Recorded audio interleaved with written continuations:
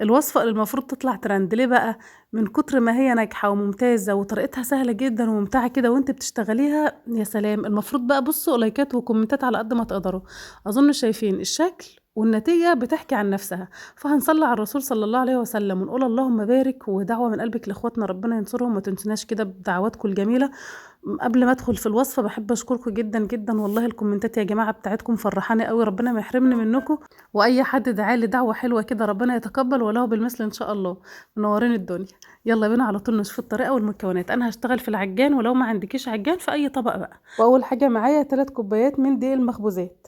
هضيف عليهم على طول معلقة ونص كبيرة من اللبن البودر، معلقتين كبار من السكر، ربع معلقة صغيرة من الملح، كمان معلقة صغيرة من البيكنج باودر، ربع معلقة صغيرة من الفانيليا، ومعلقة كبيرة من الخميرة الفورية. هنقلب المكونات دي كلها مع بعضها. معايا بقى كوباية من الحليب الدافي، وهجيب كمان كوباية من المية الدافية. انا حطيت كوباية حليب وهكمل باقي الكمية بمية دافية. هخلط بس الحليب مع الدقيق وباقي المكونات الاول. وبالنسبة لكمية المية التانية انا هضيفها واحدة واحدة بالشكل ده كده. ال3 كوبايات دول اخدوا معايا كوباية، يعني كوباية وربع من المية وكمان معلقة كده. انت بقى ضيفي المية واحدة واحدة علشان خاطر الدنيا ما تبصش معاكي. واول ما العجينة بقى تلم كلها بالشكل ده كده. بصوا بقى. يعني انا قلت بس اضغط عليها بايديا كده اشوف لو محتاجه ميه او محتاجه شويه دقيق تاني. لكنها ما شاء الله اللهم بارك مظبوطه وزي الفل. واول ما الدقيق بقى يختفي هضيف معلقتين ونص كبار من الزبده. ما عندكيش زبده ضيفي نص كوبايه من الزيت، ما تقفيش الموجود في مطبخك اشتغلي بيه. هي بس هتفرق في الطعم، الزبدة بتدي طعم حلو قوي للعجينة. لكن الزيت برضو كويس، مش وحش يعني. ضفت كمان بياض بيضة، والصفار هركنه على جنب شوية علشان خاطر هنحتاجه في آخر الوصفة. بعد بقى ما العجينة تتعجن كويس جدا، يعني 10 دقايق في العجان كده. على ايدك بقى معلش 12 دقيقة. هبدأ ان انا اشيل بقى السلاح ده، وتعالوا اوريكم قد ايه العجينة بتاعتنا ممتازة جدا. فيها ليونة كده وحلوة قوي. وكمان بصوا لما على نفسها كده ومخدومه كويس في العجن. هغطيها بقى، مهم جدا ان انا اكلفتها كويس جدا. الجو النهارده بصراحه ساقعه قوي. فعلشان خاطر تختمر معايا على طول انا ولعت الفرن ودفيته وطفيت وحطيت العجينه اختمرت جواه، اخدت معايا ساعه الا ربع. بصوا بقى الخمران بتاعها مظبوط جدا وممتاز زي ما انتم شايفين. حبيت بس اوريكم المطه بتاعت العجينه الخطيره دي والخمران بتاعها قد ايه. رش الدقيق بقى على رخامه المطبخ واشتغلي. لمي العجينه بتاعتك على بعضها. ومعايا بقى بصراحه المقطع البلاستيك ده حلو قوي، بيساعدك ان العجينه ما تلزقش كمان منك، وبيسهل علينا حاجات كتير يعني. ما عندكيش طبعا اشتغلي بسكينه. هبدا بقى ان انا اقسم العجينه واقسمها باي طريقه انت حباها. وكمان رش الدقيق على رخامه المطبخ علشان خاطر بس الكور اللي هنقطعها ما تلزقش في الرخامه بالشكل ده كده. انا هقطع بقى، والكور زي ما انتم شايفين يعني صغيره كده، اقل من البيضه يعني. بصوا بقى، يعني انا بشتغل كده بالويم يعني. مش وزن العجين ولا اي حاجه خالص. هبدا بقى ان انا اشكل العجينه كلها كور صغيره بالشكل ده. واحاول على قد ما اقدر طبعا ان كل كوره تكون في حجم التانية. تمام.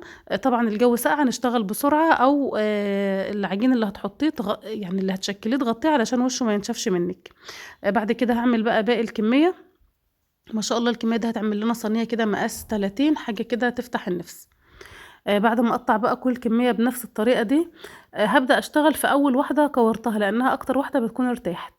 رشة دقيق بسيطة على الرخامة، وهبدأ ان انا افرد العجينة بقى بالشكل ده كده. وزي ما قلت لك معايا صينية مقاس 30 انا دهنتها بالزبدة.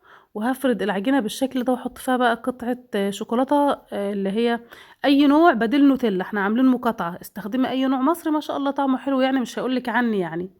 هافرد العجينة بالشكل ده كده، وهاخد قطعة شوكولاتة واقفل عليها. الطريقة دي بصراحة سهلة ولذيذة قوي يعني. هحط كرة في النص. وهبدأ بقى ان انا احط باقي الكور حواليها. عايزين خلية نحل كده من الاخر عظمة يعني. الولاد والله بقى لهم فترة عمالين يتحايلوا عليا، عايزين اعمل لنا خلية اعمل لنا خلية. لانها من المعجنات الطعم قوي، واللي بصراحة ريحتها كفاية ريحتها. كفاية ريحتها في المطبخ بس يعني. فانا هعمل كل الكمية بنفس الطريقة دي كده. وارصهم بقى حوالين بعضهم بالشكل اللي حضراتكم شايفينه ده. ما تنسيش بقى تحطي لي لايك واكتبي لي كده كومنت من عندك يشجعنا ان احنا دايما نقدم لكم الوصفات السهله البسيطه اللي انتوا تقدروا تجربوها. خلاص انا بقى حطيت كل الكميه بالشكل ده كده. صفار البيضة اللي كنا حفظناه في أول الوصفة رشيت عليه رشة فانيليا ومعلقة كبيرة من الحليب، وقلبتهم كلهم مع بعضهم، وهبدأ أدهن بيهم الخلية بالشكل ده كده. طيب ناس كتير بتقول احنا ما بنحبش البيض، نقدر نستغنى عنه؟ أيوة تقدر تستغنى عنه. وبدل ما هتدهني بيض على الوش بالحليب، شفتي انت النسكافيه اللي هو سريع الذوبان، هتحطي مع شوية حليب صغيرين وتدهني. بس طبعا جيبي اي نوع بديل للمقاطعة يعني. تمام. خلينا يا جماعة كده نقف جنب اخواتنا، وده اقل حاجة نعملها لهم، ان احنا ندعي لهم وان احنا نقاطع، فربنا ينصرهم يا رب. على كل بقى كورة حطيت رشة سمسم، وهغطي عليها بكيس وبفوطة واسيبها بقى تختمر، والعجينة تلزق مع بعضها بالشكل ده كده. يعني ناخد شكل الخلية بقى. الفرن ولعته وسبته يسخن كويس جدا، في الوقت ده كانت انبوبه البوتاجاز خلصت، فقلت بقى ايه تعالى اما اخدك على الفرن اللي بره. فانا ولعت الفرن سخن كويس جدا، وولعت الشوايه وهديتها خالص. هبدا ان انا اقلبهم يعني، الف الصينيه من وقت للتاني لحد لما تتحمر من الجوانب، واعلي الشوايه شويه لحد لما تاخد اللون الجميل ده. قطعه زبده بقى في ايديا، وندهن العجينه وهغطي عليها ونستنى بس دقيقتين 3، وبعد كده نكشف عليها يا جماعة. ما شاء الله بصوا بقى الطراوة والحلاوة والجمال، حاجة كده تفتح النفس صحيح. انا خرجتها من الصينية بكل سهولة وحطيتها في طبق التقديم، وبصوا بقى الجمال. والله يا جماعة ريحتها تحفة قوي. دي بقى مش محتاجة بقى حاجة جنبها، هي محشية شوكولاتة يعني، ولا هتشتري مولتو ولا هتشتري اي حاجة، اعمليها بكل سهولة في البيت. هتعجبك جدا وتعجب اولادك. واتمنى بقى حلقتنا تكون عجبتكم. همتكم معانا، عايزين نطلع الفيديو ده ترند يا جماعة. يلا بقى استودعكم الله، استنانا في حلقة تانية ان شاء الله، ومع السلامة.